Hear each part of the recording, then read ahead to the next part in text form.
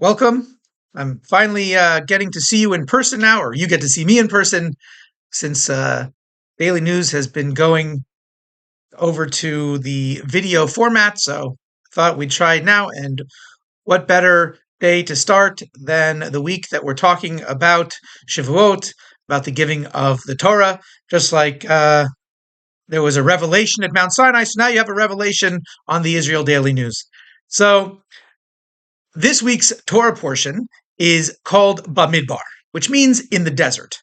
And usually the name of the Torah portion has something to do with what's happening. And the truth is, it's a very strange name for the Torah portion because if you've been paying attention, the Jews have been in the desert for a long time, all the way back from the Exodus of Egypt through the entire book of Shemot, and then through the entire book of Vayikra. And now we're starting the the fourth book of the Torah, Bamidbar, and it says, by the way, they're in the desert.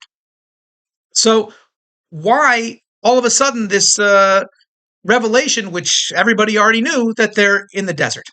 So the answer to this is actually the fact that we are supposed to read the Torah portion of Bamidbar just before the holiday of Shavuot, which is coming up at the beginning of next week, Sunday night.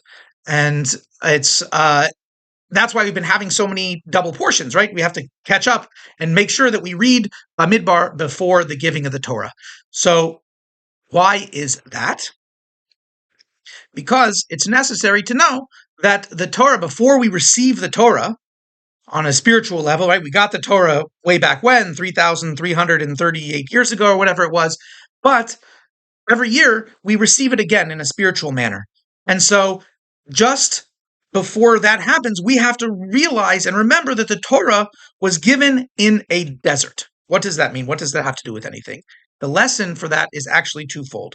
One, a desert is an uninhabited place. It's a place where nobody lives, and that's because we want to be able to receive the Torah without any influence from the society around us and trying to check, is this okay with how society views things? Can I accept the Torah even though, things around me might be a little bit different? No, we receive the Torah as it is.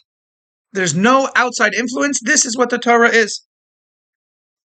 Number two is that there's also a spiritual desert.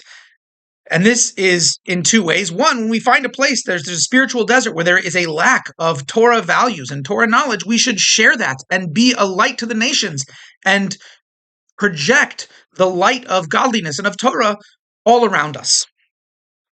And likewise within ourselves, no matter how holy you are, how spiritual you are, there is always a part of you which is like a desert, which is bereft of godliness or kindness, and we have to let the light of Torah and mitzvot and godliness shine there within ourselves as well, so that we're completely 100% permeated with the light of goodness and godliness. Shabbat Shalom and Chag Sameach.